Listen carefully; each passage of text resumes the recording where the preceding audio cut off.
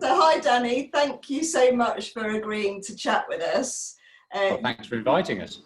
You're very welcome. We can't wait to hear more about what you've been doing over the last 12 weeks. Yeah. So your business, Hammer Pincers, is based in Loughborough, isn't it? We're about 10 minutes outside Loughborough. We're in the village of Wymeswold, so 10 minutes from Loughborough, 15 minutes from Nottingham, 15 minutes from Leicester. And you're a pub, that's right, isn't it?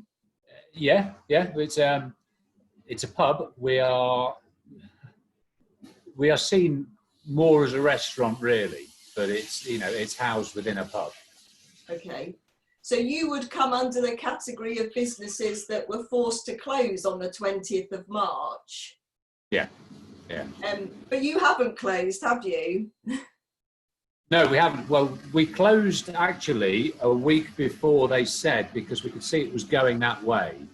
And we thought that if we shut a week early, it gives us a week to get our heads around what's going to happen. Because as soon as he said, stay home, but he didn't actually officially shut everything, it was already starting to slow down. It was already starting to look like it was going to get very quiet. Okay. So was your business pre-COVID was very much around people coming in, bums on seats, so serving people within the restaurant? Oh, of course, yeah.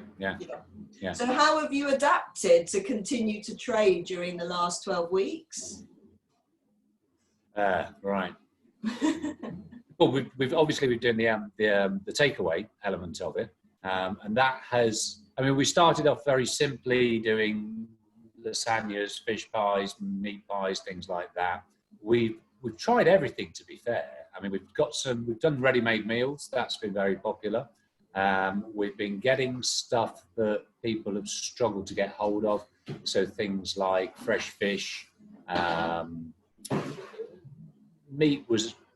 We've basically just put people in touch with other people. So like we put if anybody wanted meat, then we've just sent them to Elms Farm at Costop, fantastic butchers. If anybody's wanted fruit and veg, we put them in touch with the Fruit Basket, who have a daily delivery.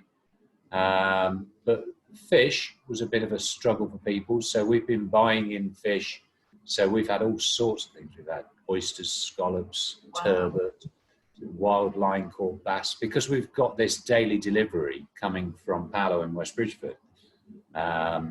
It means that we can get it in, prep it down however people want it, and just sell it on, really. So that's for them to then prepare themselves at home? Yes, yeah. So you mentioned the ready meals. So how has the ready meal option evolved into something different? Well, yeah, it's been a consistent all the way through, because when we first started, because it was much simpler food, it was the pies, it was the lasagnas and things like that. People got a bit of a taste for it. People still wanted it, but the demand for the takeaway was definitely going towards the kind of restaurant food that we were doing previously. So because previously we were more refined than, the fish pies, the lasagnas and things like that, we decided that we would do what we could to try and bring that Hammer and Pincers feel into a format that you could enjoy at home. So that's why we've come up with things like our Grazing Menu, which we only do on a Saturday night, which is 6 courses. And you can have an optional wine flight to go with that, but it's very much in the style of what the Hammer and Pincers was like before. What else have we been doing? So that's a Saturday night. Sunday is full traditional Sunday roast. Thursday and Friday we do a small plates. So that originated from Dan, the head chef, wanting to do things like tapas. And that's 10 small plates of, just the sort of food that we like to eat. It's almost like a version of the tasting menu, but with, again, slightly simpler. And it's, as much as anything, it's about good sourcing. than anything else. So we get some really fantastic sausages, some amazing fresh fish, and just do them very simply. So whereas with the tasting menu, there's a bit more that goes into the actual cooking of it. With the small plates, it's just a combination of delicious food that we know that will work well together. And that's taken a life of its own. I mean, that's gone from starting with something as simple as tapas. This week we've just done a Persian picnic. So that was lots of, oh crikey, that was delicious. It's always a difficult sell, but it was. So there's lots of fresh herbs, lots of floral background flavors. What are we doing next week? Next week's Japanese inspired. Wow. So we all miss Wagamama. That's all of our weakness. So we're doing a Japanese inspired small plates. So we've just sort of like had a bit of fun really, as much as anything. Just thought of all the cuisines that we like to eat ourselves and done, versions of that really. And what has the response been to those menus from your customers? Oh, fantastic. The support that we've had from our customers has just been phenomenal. And have you drawn in lots of new customers? I think we are. I do think we are. It's it's hard to know where all the trade comes from, but I'm guessing that it's like when we first opened, where we didn't do any marketing or anything like this. And the only marketing we really do now is a mail shot that goes through MailChimp. But again, the only reason that you would be on our mailing list is if you've been to the restaurant before. So it's not that we're attracting new customers that way, but anybody that's new now tends to come from a personal recommendation. So when we hear somebody make a booking, it's predominantly from somebody that has dined with us on this takeaway menu, told a friend, and they've made a booking.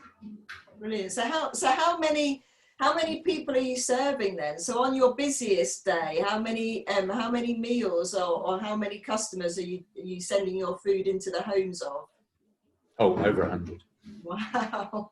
So do they come to collect, or do you deliver it? How does it work? There's a couple of deliveries that we do. I mean, when we first, again, we made all the mistakes in the first week, really, in that we offered, carte blanche delivery to anybody that wanted it. And we very quickly found that we were doing like 3 trips into Loughborough, one every night.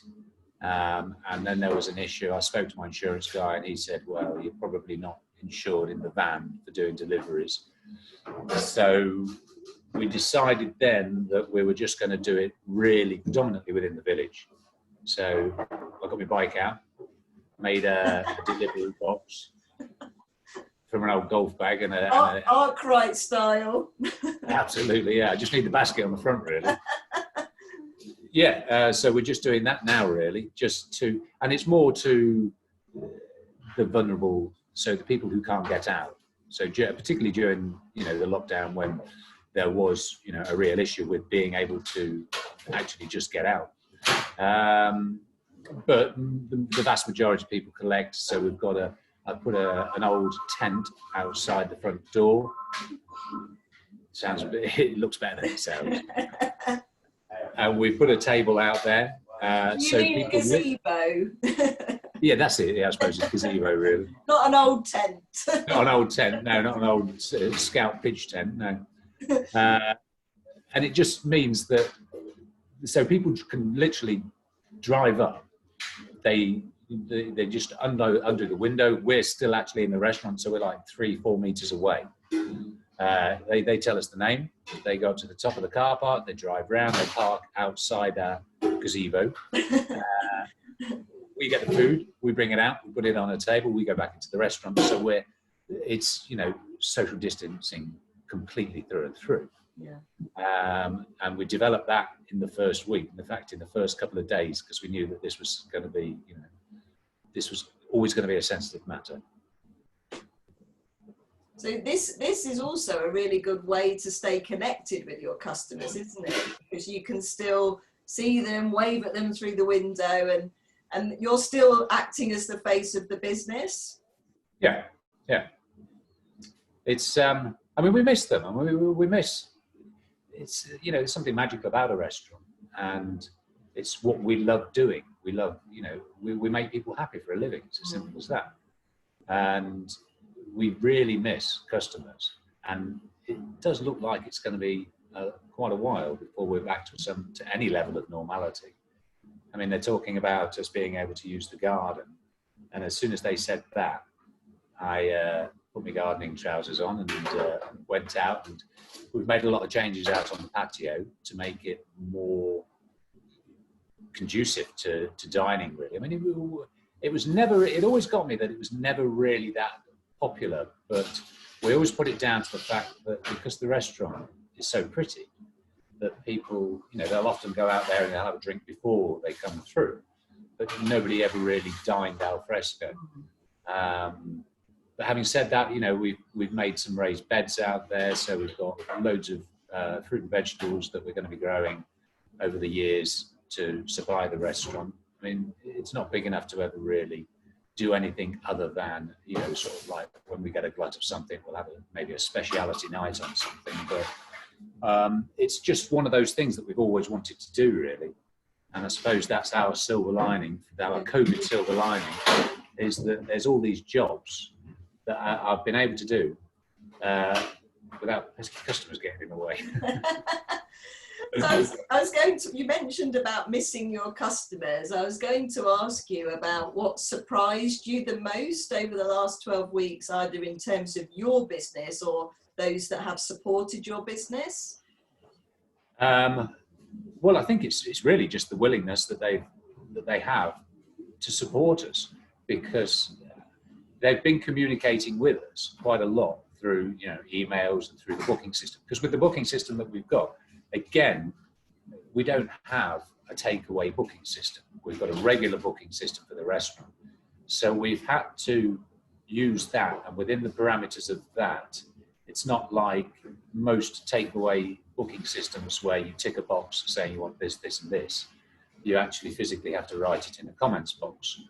But again, because with that, it's married up to a system which is a completely secure credit card payment system. It means that we are able to keep it contactless completely. So when people do come and pick up the food, they've already, you know, at that point we charge the card. But it's really, it's hard to put your finger on it, really. What have we? It sounds like you've been very resourceful in terms of, you talked about your old tent / gazebo and your gardening trousers on, and actually making the most of what you already have, rather than going out to buy more or find more. Often we have a lot, don't we, at our disposal. Sometimes we just need reminding of what we actually already have. Yeah, absolutely. And it's one of those things. I mean, I'm going to say I'm lucky enough, but in 2008, when the financial crash came along, it was a similar situation. Whereas with this, it was just like turning off the tap. It was just, you know, one day you have customers, the next day you can't have any customers. Yeah. With the financial crash in 2008, it was a very, very slow, gradual thing.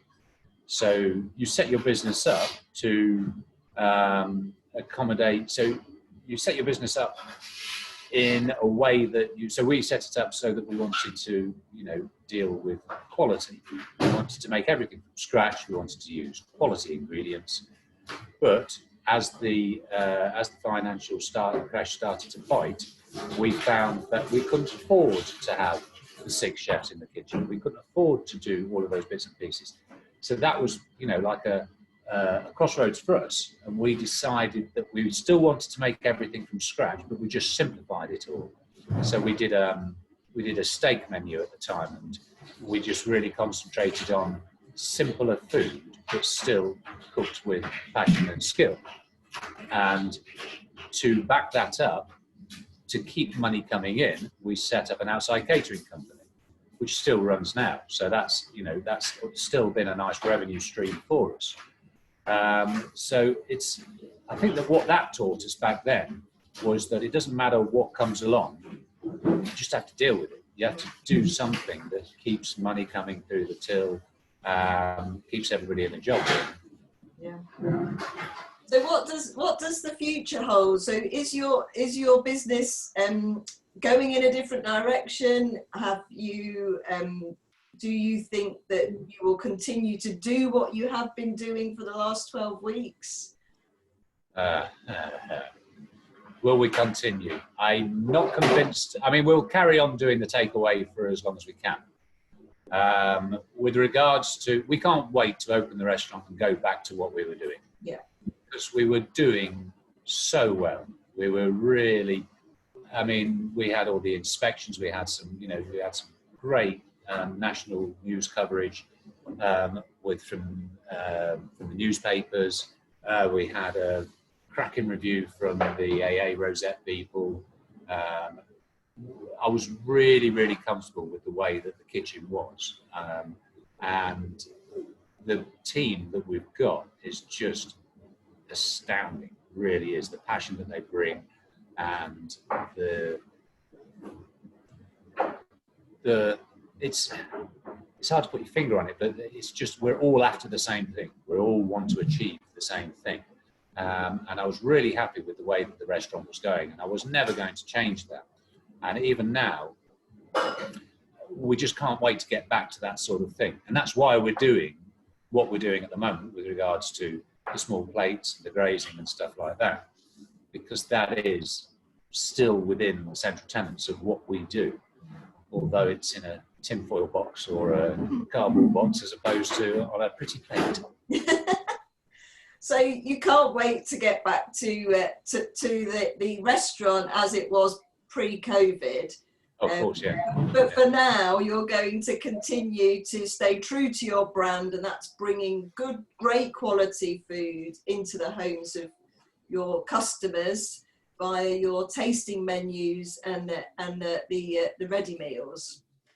Yeah, I mean, it's really just a case of trying to anticipate what people, want, and also it's changing as well. I mean, what was happening sort of 6 weeks ago in comparison to what's happening now, with things opening up, people can go out and get, they can get a lot of the ingredients that perhaps they couldn't before, because I think that we very quickly forget how difficult it was and how dark it was at one point. Yeah. You couldn't get a delivery slot, you daren't go out to the supermarket. I think it's really helped a lot of the local suppliers. So speaking to people from the Fruit Basket, speaking to people from the likes of Costa Farm Shop and Paolo, they've had a phenomenal response, and people have really supported them. And I think that people like that personal service, and going into a shop and they feel like they're supporting one of the little guys. I mean, let's face it, Sainsbury's, their share price is going to have any problems this year. They're going to be all right, aren't they? Yeah, exactly. So we should do that more. And I think that for quite a long time, perhaps that's not been at the forefront of people's minds. Mm. But this is a great, another silver lining, really, is that it's given a lot of these small independent retailers a real shot in the arm. And I'm convinced that they'll have done an amazing job, looked after people. And then, as we, sort of come out of lockdown, people are going to keep they're going to keep that thought of, let's not go to the supermarket and get a joint of beef. Let's go and have this joint of beef that we got from Costa Farm Shop, for instance, because it was just, it's stunning quality and it's no more expensive than going to the supermarket.